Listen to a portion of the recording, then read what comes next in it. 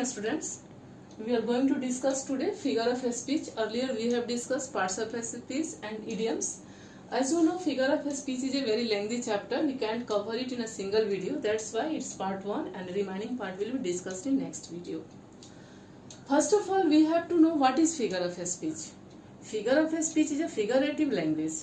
We have to imagine the figures to make a very clear image to our selves. Figure of speech में हम लोग क्या करते हैं, जो भी चीज़ों को हमको समझाया जाता है सेंटेंस के माध्यम से, हम उसको एक पिक्चर के जैसे अपने दिमाग में बैठाने की कोशिश करते हैं, बिल्कुल साफ सुथरी.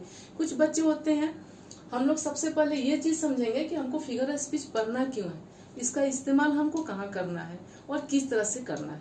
तो बहुत सारी चीज़ें हम लोग बोल जाते हैं लेकिन जानते नहीं हैं कि एक्चुअल में ये है क्या और इसको हमें किस सेंस में यूज़ करना है. जैसे कि सिमिली, आप लोग सिमिली और मेटाफोर्स यूजुअली एवरीडे यूज करते हो किस चीज के लिए, उदाहरण देने के लिए, समझाने के लिए. लेकिन ये है क्या, मैं आप लोगों को समझाती हूँ. Simile, what is simile? Simile हम लोग किसी चीज को क्लियरली उसके बारे में समझाने के लिए उसी के जैसा कुछ उदाहरण को बगल में रख के जक्स्टापोज करके हम समझाते हैं. इसमें हम एज, दो एज के बीच में रखते हैं एडजेक्टिव को, उसके बाद में सो और लाइक के द्वारा हम इसको एक्सप्रेस करते हैं. जैसे suppose my son is as brave as a lion.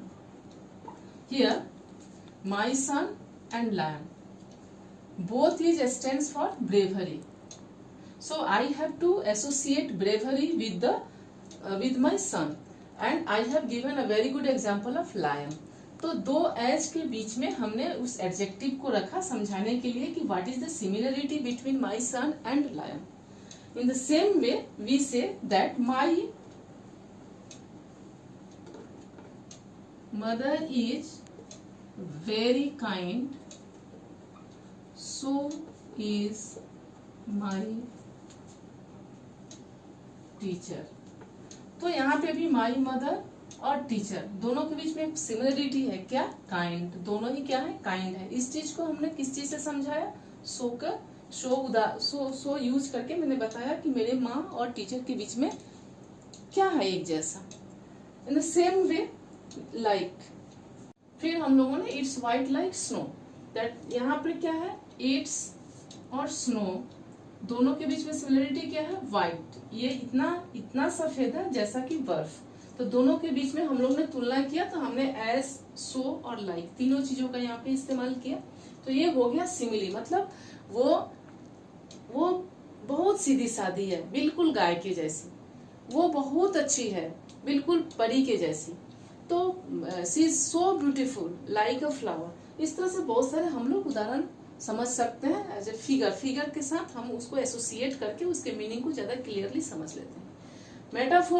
Metaphor भी सेम थिंग है. इसमें भी हम लोग कंपैरिजन करते हैं, लेकिन इसमें हम एज, सो, लाइक का यूज नहीं करते हैं. इसमें हम डायरेक्ट उसके साथ उसको एसोसिएट करते हैं. Suppose camel is the ship of dessert. Camel is the of dessert. यहाँ कैमल को किसी से तुलना किया गया? कैमल और डिजर्ट. इसमें क्या है? सीप. कैमल क्या है? जैसे सीप जो होता है वो वाटर में मोड ऑफ कम्युनिकेशन का काम करता है. In the same way desert में क्या है? कैमल है. कैमल जो है वो वहां का सबसे कन्वीनियंट मीन्स ऑफ ट्रांसपोर्ट है. सो इसको हम लोगों ने डायरेक्ट उदाहरण दिया.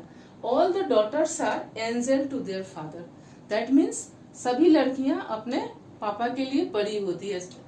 All the daughters are princess of their father. तो इस तरह से हम लोग यहाँ पे एज, सो, लाइक के थ्रू हम लोग एसोसिएट करते हैं. उसको हम लोग एग्जाम्पल के द्वारा क्लियरली समझाते हैं. और यहाँ पे डायरेक्ट उसको हम बिना किसी एज, बिना किसी सो, बिना किसी लाइक के हम डायरेक्ट उसके साथ उसको तुलना कर देते हैं. समझ लिए. और मेटाफोर क्या समझ लिए. दोनों ही उदाहरण देने के लिए होता है. दोनों ही बिल्कुल क्लियर पिक्चर समझाने के लिए होता है कि ये जो चीज है वो बिल्कुल इस चीज के जैसा है. नेक्स्ट है हम लोग का अल्जाइमर ये है कॉम्बाइंस टू ऑपोजिट वर्ड्स। हम लोग अपने सेंटेंस को ज्यादा इफेक्टिव बनाने के लिए, ज्यादा अट्रैक्टिव बनाने के लिए हम लोग ऐसे सेंटेंसेस में यूज करते हैं, जैसे परफेक्टली इम्परफेक्ट। परफेक्ट क्या है? बिल्कुल ठीक। इम्परफेक्ट जो बिल्कुल भी ठीक नहीं है। तो परफेक्टली इम्परफेक्ट मतलब वो इतना सही है, इतना इम्परफेक्ट है कि उसमें और कोई डाउट नहीं है। तो परफेक्टली इम्परफेक्ट। उसके बाद क्लियरली कंफ्यूज्ड। कंफ्यूज हूं मैं, बिल्कुल ही कंफ्यूज हूँ, इतना ज्यादा कंफ्यूज हूँ कि उस कंफ्यूजन में कोई डाउट नहीं है। Carefully careless. सपोज दूसरा होता है, मान लीजिए हमने कहा केयरफुली केयरलेस, मतलब मैं इतना केयरलेस, अपने को केयरलेस दिखाने के लिए इतना केयरफुल हूँ कि मेरे केयरलेसनेस में कोई डाउट करने की जरूरत नहीं। सपोज हम लोग आते हैं, एक और सेंटेंस में आपको बोलती हूँ कि all the ministers agree to disagree. Suppose एक बिल कोई पास होने जा रहा है, उसमें सबको डिसएग्री होना है, तो लोग क्या कि all the ministers are agree to disagree. सारे मिनिस्टर तैयार हो गए डिसएग्री होने के लिए। तो एग्री एंड डिसएग्री तो जक्सटापोज किया हुआ है, बिल्कुल बगल में, तो opposite words to make the sense so clear. बिल्कुल पिक्चर के माध्यम से इसको क्लियर करने के लिए हम लोग इस तरह की चीजें यूज करते हैं। तो हम लोगों ने ये देखा ऑक्सीमोरन का क्या काम है, दो अपोजिट वर्ड्स को एक के बाद दूसरा रख के हम लोग अपने सेंस, अपने जो मीनिंग होती है उसको काफी प्रभावशाली तरीके से उसको एक्सप्रेस करते हैं। अब है एलिट्रेशन। बच्चों इसके बारे में बस इतना ही मैं कहूंगी, आप लोग सब समझ जाओगे। एलिट्रेशन का मतलब होता है अलंकार, हिंदी में भी बोल देते हैं अलंकार। हम लोग अलंकार का इस्तेमाल किस लिए करते हैं?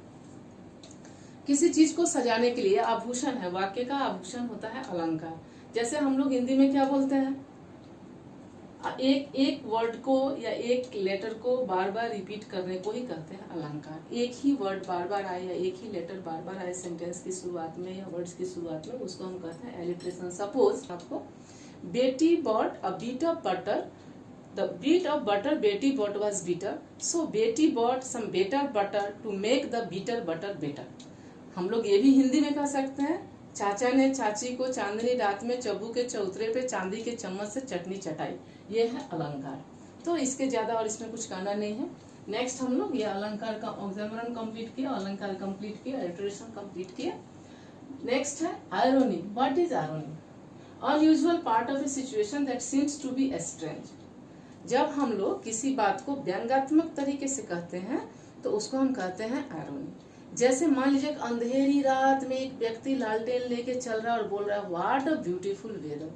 तो किसी भी एंगल से ब्यूटीफुल वेदर नहीं है, वो अपने जो स्ट्रगल कर रहा है, जो सफर कर रहा है, उस चीज को वो अपना आयरोनिकल वे में एक्सप्रेस कर रहा है। यहाँ पे वो व्हाट ए ग्रेट आइडिया, कोई फुल्लिश, कुछ ऐसा कुछ फुल्लिश बातें किया जो सुनने में इरिटेटिंग लग रहा है, हम लोग बोलते हैं वो व्हाट अ ग्रेट आइडिया। तो इस तरह से व्यंग्यात्मक जो हमारी बातें होती है उसको हम कहते हैं आयरोनी। Now antithesis. What is antithesis? The opposite of something.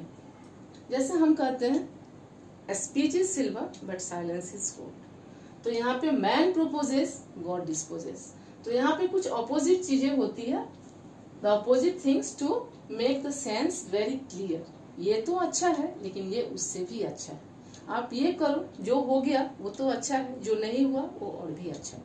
अगर हो गया तो बढ़िया, नहीं हुआ तो और भी बढ़िया। तो हम लोग जो दो अपोजिट चीजों को एक साथ जोड़ते हैं, ज्यादा क्लियर, ज्यादा प्रिसाइज, ज्यादा अपने आप को उसके लिए रेडी करने के लिए, तो इसको हम कहते हैं एंटीथेसिस।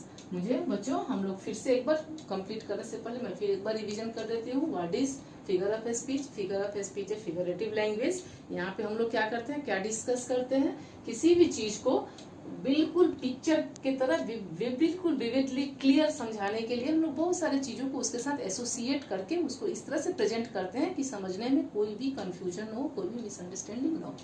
तो सबसे पहले हम लोग सिमिली को हम लोग दो चीजों के बीच में कंपैरिजन करके समझाते हैं। उसमें हम एज, तो एज के बीच में रखते हैं एडजेक्टिव को, या फिर उसके साथ लाइक या सो के साथ उसको हम बताते हैं। मेटाफोर सेम चीज है, उसमें भी दो चीजों के साथ कंपैरिजन किया जाता है, लेकिन उसको उदाहरण के माध्यम से उसमें हमको एज वगैरह नहीं लगाना है, डायरेक्ट उदाहरण देना। जैसे जब सिमिली हम कहते हैं वो बहुत सीधी सादी है, बिल्कुल गाय के जैसी, लेकिन मेटाफोर होता है वो तो गाय है। डायरेक्ट जब हम उसको उदाहरण के साथ, उस एग्जाम्पल के साथ उसको एसोसिएट करते हैं, उसको हम कहते हैं metaphor. Oxymoron combines two opposite words, बिल्कुल उसको इम्प्रेसिव तरीके से एक्सप्रेस करने के लिए दो चीजों को बिल्कुल पास पास में रखते हैं। उसके बाद है एलिट्रेशन। आप समझते हो एलिट्रेशन अलंकार को कहते हैं, जब एक ही लेटर या एक ही वर्ड को बार बार इस्तेमाल किया जाता है किसी चीज को अच्छा बनाने के लिए, तो उसको हम एलिट्रेशन कहते हैं। आयरोनी, हम किसी वर्ड्स सिचुएशन को या किसी जो फीलिंग्स हमको अच्छी नहीं हो रही है उसको हम आयरोनिकल वे में, मतलब व्यंग्यात्मक तरीके से हम उसको बढ़ा चढ़ा के बताते हैं, दूसरे तरीके से उसको एक्सप्रेस करते हैं, डायरेक्ट नहीं बोल के इनडायरेक्ट उस चीज को एक्सप्रेस करते हैं, उसको हम आयरोनी कहते हैं। Antithesis, the opposite of something, कुछ चीजों को समझाने के लिए हम पहले हल्की और उससे बाद में परफेक्ट पॉइंट पे जाते हैं, उसको हम एंटीथेसिस कहते हैं। To present a screenshot of this topic which we have discussed today. If you find my video informative, please don't forget to like, share and subscribe my channel. Till then, goodbye.